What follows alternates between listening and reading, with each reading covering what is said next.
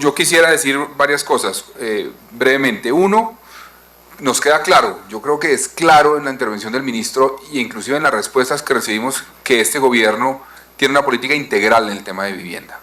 Y negar que aquí ha habido un quiebre en la historia de la política de vivienda en los últimos 4 años sería un error. Ha habido un quiebre claro y eso se refleja en los empleos que ha generado el sector de la construcción en Colombia en los últimos años. Se refleja en el aumento de las licencias para construcción de vivienda. Se refleja en el aumento drástico de las viviendas iniciadas en los últimos 4 años.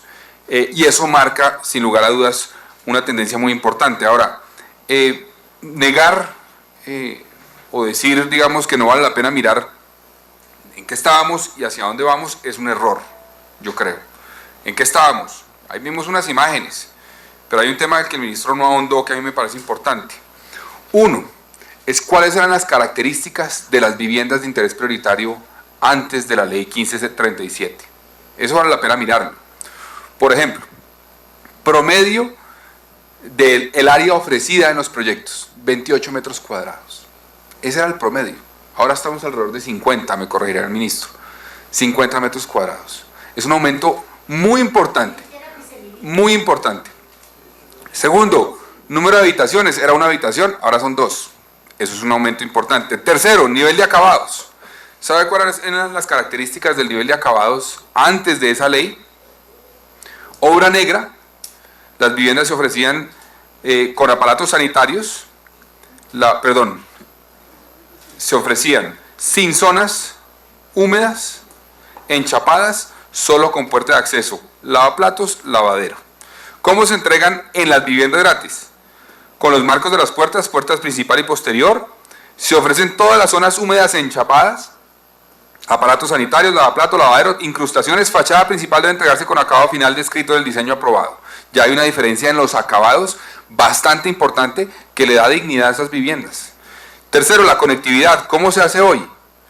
Se debe garantizar el conjunto de ductos y la toma de conexión de usuario para los servicios de televisión, internet y telefonía fija. En las viviendas que se entregaban antes de esta ley, ningún tipo de conectividad estaba garantizada, ningún tipo. Vías y urbanismo, pues ahí vimos unas gráficas, pero eso es lo más dramático, digamos, uno ve esos barrios como eran y como los entregaban, digamos, sin ningún tipo de pavimentación de las calles, sin andenes, sin absolutamente nada, y no se exigían los proyectos de vivienda eso. En este caso, como vimos ya las fotos, se exige. Claro que hay que avanzar mucho más, sin lugar a dudas. Yo inclusive tuve discusiones con el ministro Henao cuando era viceministro, por los macroproyectos de vivienda. Yo estaba preocupado por varias razones. Primero, por garantizar que esos macroproyectos realmente le dieran un entorno urbano, un hábitat a la gente y no solamente una vivienda. Y segundo, y es un tema en el cual siempre he insistido y me preocupa sus palabras, senadora Guerra, y es que yo sí protejo, digamos, esa autonomía del ente territorial. Lo hice en el caso de Bogotá, lo hice en el caso de Soacha, de que a mí no me parece sano que llegue la nación a decirle esto se hace así, donde nosotros queramos y punto, y ustedes no se meten en nada, acepten las cosas, no. Los municipios tienen que tener un rol, tenemos que crear capacidades de los municipios para que jueguen un rol fundamental, no solamente en la construcción de los proyectos, sino en garantizar que hagan parte de un entorno, de un hábitat para esa gente, por una parte, que va a vivir en esos proyectos, y segundo, que garantice conectividad con el resto de la ciudad. Otro tema que no ahondó el ministro, que me parece importante, es, digamos, lo que pasó. Yo estoy de acuerdo con usted que de pronto quisiéramos que estas viviendas se entregaran más rápido, pero se ha avanzado de manera muy importante en acelerar la entrega de proyectos de vivienda frente a lo que sucedía antes. Los 7 años que había que esperar de que una persona le decían tiene su carta cheque, a 2 años que hoy tiene que esperar de pronto, es un avance fundamental, me parece a mí. Es un avance muy importante, que hay que acelerarlo, claro, porque es que no solamente en este gobierno creo que se está cumpliendo la política de vivienda a una velocidad mayor a la que históricamente se hacía, tal vez no la deseada, pero sí mucho más rápido que antes, y se están corrigiendo errores del pasado. Usted recordará los 333 proyectos siniestrados del gobierno anterior. Son proyectos donde se entregó la plata, la gente entregó la plata que le correspondía, la cuota inicial, carta cheque, etcétera. No se entregaron viviendas. 200 50.000 millones de pesos más o menos ahí se fueron, se perdieron. Nada, este gobierno ha hecho un esfuerzo, ha recuperado con las aseguradoras una parte de eso, no lo suficiente según lugar de dudas, pero creo que más o menos 120 proyectos han sido legalizados y terminados gracias al esfuerzo de este gobierno, que han sido siniestrados, y se ha hecho un esfuerzo, eso es con las aseguradoras, y se ha hecho un esfuerzo de recuperar recursos en cerca de 35 proyectos que la plata, por lo menos no hay viviendas, pero se recuperó para el Tesoro Nacional, plata que se había entregado. Entonces a mí me parece que tener en cuenta eso es fundamental para el análisis de la política integral de vivienda. Ahora, creo que el debate se debe centrar en este momento ya más en cómo logramos mejorar estos proyectos y los proyectos que se van a hacer en los próximos años. Yo no vi en la intervención del ministro, pero sería bueno que de pronto él nos contara, digamos, en promedio estas urbanizaciones que se están haciendo o estos proyectos de vivienda gratuita, ¿a qué distancia están, por ejemplo, del centro de los municipios, en promedio? Porque eso es clave, digamos, qué conectividad tienen con los puntos de empleo de ese municipio, con el resto de equipamientos del municipio, si hay algunos casos donde esto genera alguna preocupación, o digamos, cuál es el promedio y qué medidas se están tomando. Ahí hay una clave para garantizar que no solamente estamos dándole un techo a la gente, sino generando unos proyectos de vivienda que se integran a la dinámica de las ciudades. Eso me parece importante. Segundo, él hablaba del tema de educación y de los colegios y de cómo lograr, digamos, satisfacer la demanda que se generan en estas viviendas.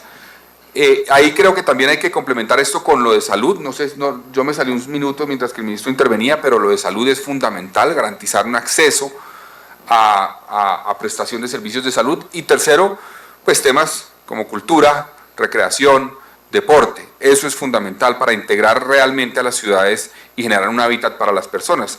Entiendo que estos proyectos tienen convenios y acuerdos con los otros ministerios en términos de bibliotecas, en términos de generación de espacio público para actividades deportivas.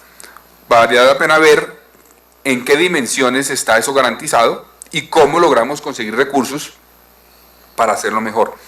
Ahora, hay un tema bien importante que a mí me parece clave destacar, y es que yo también tengo la preocupación, y tenía la preocupación, más que todo, sobre el hecho de que esto se concentre en grandes empresas que son las que hacen estos proyectos.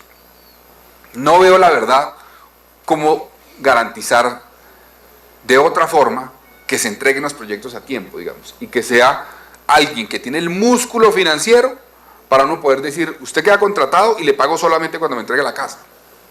Ese es un problema. El senador Senén mencionaba el tema. Claro que es fundamental buscar fórmulas para promover esas asociaciones que pueden trabajar y construir proyectos de vivienda, pero también hay que tener cuidado que no nos pase de esos 200 o 300 proyectos del pasado que se siniestraron. ¿Cómo garantizamos que eso no suceda? Y una fórmula es, hombre, usted tiene el músculo financiero, le pago cuando usted me entregue la casa a satisfacción, digamos, que esté, digamos, cumpla lo que estipulamos en el contrato. Eso me parece que es una garantía.